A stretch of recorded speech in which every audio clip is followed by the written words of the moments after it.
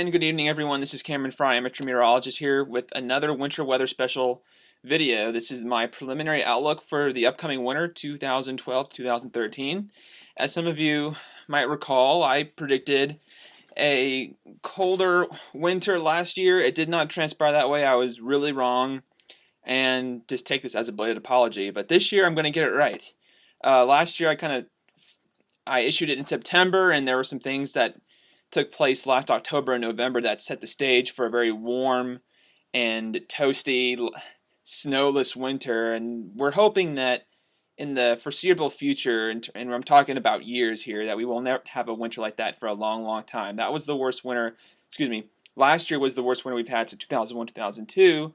There's a 10-year separation there, so it's looking good that, we're going to have a better winter this year. That quite simply, the law of averages, not even talking meteorology here, we're talking statistics, would say that there's a very, very, very good chance that this winter will be better than next. But I'm going to explain some of the atmospheric principles and factors that meteorologists use that go into winter weather forecasting, and I'm going to show you why, from a meteorologist standpoint, why this winter is going to be better than last year.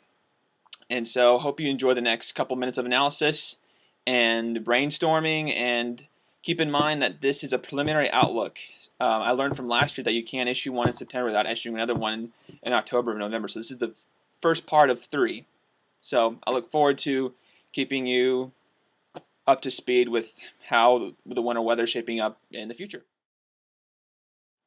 We'll take a look at the SST anomaly chart for August 1st. Even though that was 2 months ago, I showed it to you just so you can see a weak El Nino is starting to form. As you can see, the warmer than normal ocean water temperatures in the eastern Pacific. Now, this weak El Nino is anticipated to continue through the winter months as well as through next spring. A moderate El Nino does not look likely at this point. In fact, it looks more likely we'll see a neutral winter, if anything. But right now, all bets are on a weak El Nino.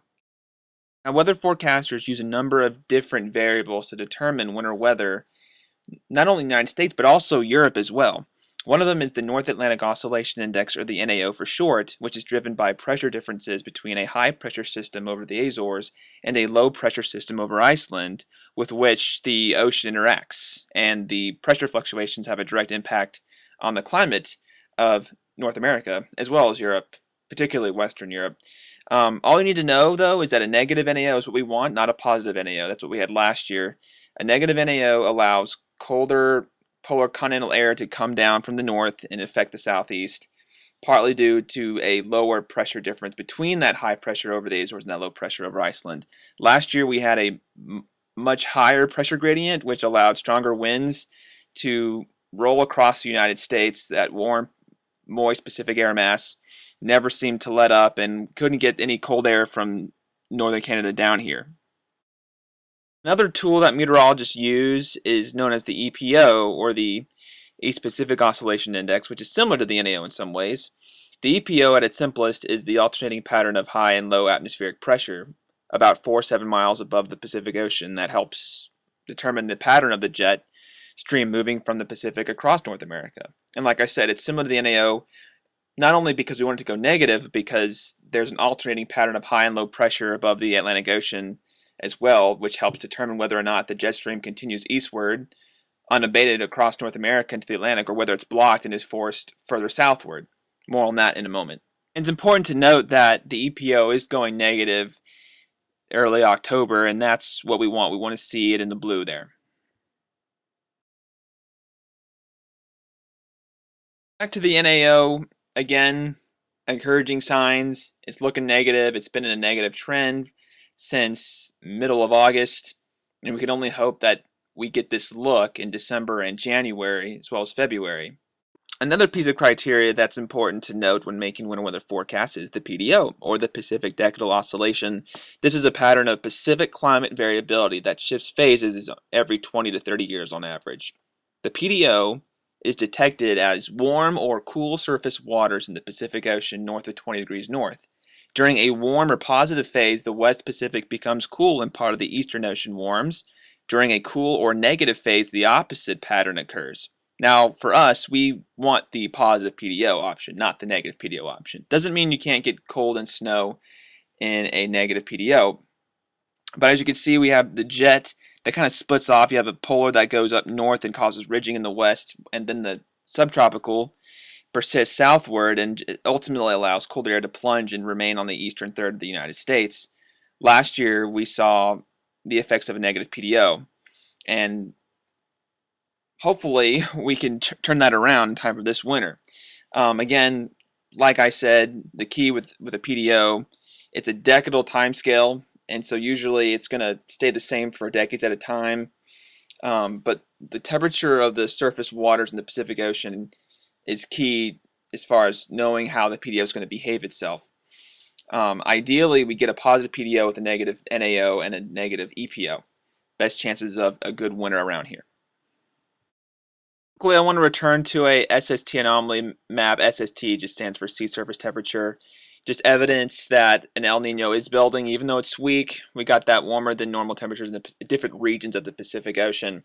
Now, a new concept that I haven't really talked about in other winter weather videos is stratospheric warming. And we could look ahead and see and make forecasts where regions high up in the stratosphere where there'll be rapid warming, which it may sound contradictory, but this will allow cold air to plunge to the surface where we feel it, where we experience it.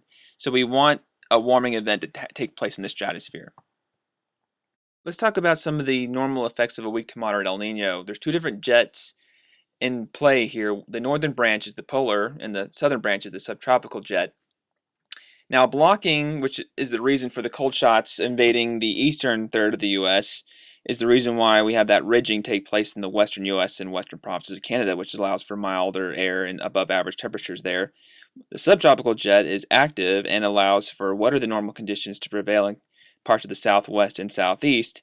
In the eastern third of the U.S., there is a merge that takes place with these jet streams and allows for that active southern storm track to merge, develop storms off the Gulf of Mexico and also eastern seaboard, which is the recipe for nor'easters, which we saw plenty of those in 2009, 2010.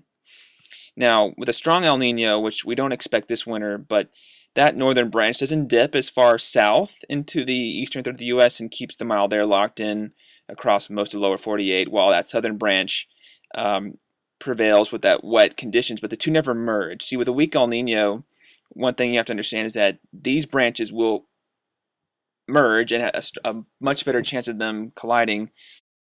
And here's another map that shows what a moderate to strong El Nino looks like. Again, we're not anticipating this to be the case, but you can see if we had one, we would be seeing drier conditions for the Ohio and Tennessee river valleys, and the jet stream, the subtropical jet would have pushed that wet moisture to our south while we're still relatively mild. Thankfully, we're in a weak El Nino pattern or near neutral. The guys at NOAA, that's the National Oceanic Atmospheric Administration, for those of you who don't know, for this fall, looking like we'll have slightly above average temperatures, like not that big a deal. We'll take that. What we're really concerned about is winter. Again, this is the precip outlook for the fall, not the winter, the next 2 months or so. Like we're closer to the above average probabilities, but we're officially in the equal chances here in Middle Tennessee. And I'll take that. Fall, we could still have great temperatures even if they're slightly above. Now, this is the winter months, December through February, and this is where I slightly disagree with the people at NOAA. They're basing this entirely off of your average El Nino conditions, your SST anomalies, your ONI index, all that. I don't think they're really considering how the PDO and EPO and the NAO is all going to behave. Now, I'm going to show you this map from AccuWeather. This is what they predicted back in 2010, 2011. For those of you who could remember, the winter before last, this was way off. We had like 7 snow events with measurable snow. It was great. It was a fantastic winter from December 1st through the second week of February. So just because you see maps like this doesn't mean it's going to happen. The Farmer's Almanac outlook for this winter, they're putting us in a wet and chilly category. They've been spot on for our region the last 2 years. So I used to take it with a grain of salt. The Farmer's Almanac, people just look at the woolly worms and see how much black and brown's on their coats, but they've been on something the last couple of years. So when they say wet and chilly, I am leaning in the direction of giving them the benefit of the doubt. Now, this map was put together by one of my weather colleagues, and I agree that we're going to see more cold shots this winter than last year. As far as the low track at the bottom of your screen, I think that's onto something as well. I think the ridging in the west looks good.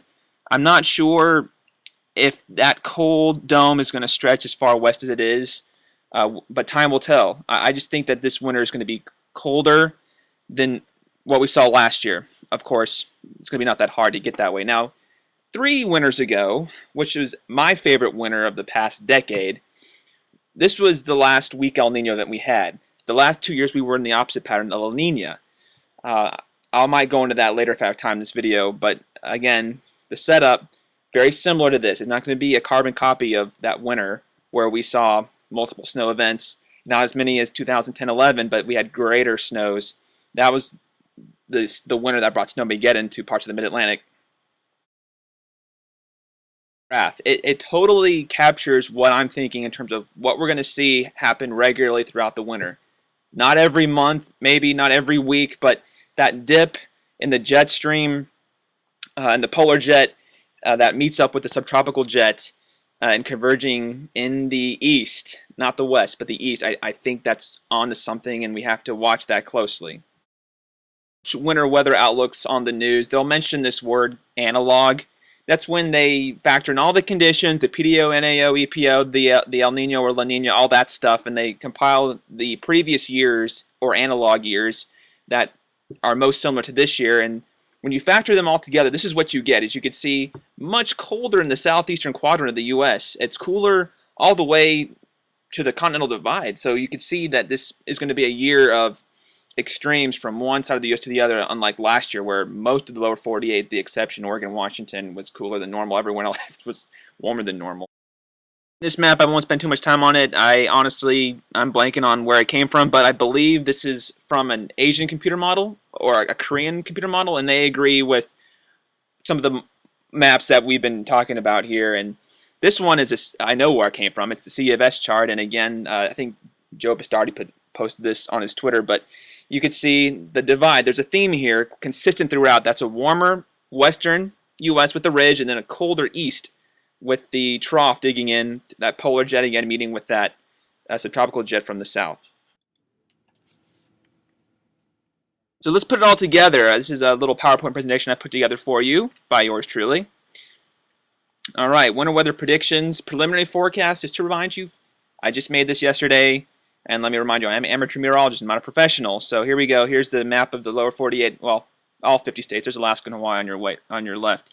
Okay, so this is your polar jet stream. This is one of 2 jet streams that are in the picture here. You can see I'm positioning it more to where the western 2/3 get either average conditions or the ridge will help give them warmer and drier conditions comparatively to 2011, 2012. Now, I'm not necessarily saying normal or above normal, but I'm saying compared to last year, it's going to be drier, warmer in the northwest, colder and with more snow in the mid-Atlantic, most portions of the Great Lakes in the east, even down here in parts of the mid-south. It's going to be cooler and wetter in the southwest. That subtropical jet, as you saw, converging in the east. It's going to be cooler in parts of southern Florida, but you know that doesn't mean much to them. It's just a couple degrees. Wetter conditions in the south. Really, anywhere in the south is going to be either average precip or above average precip this winter.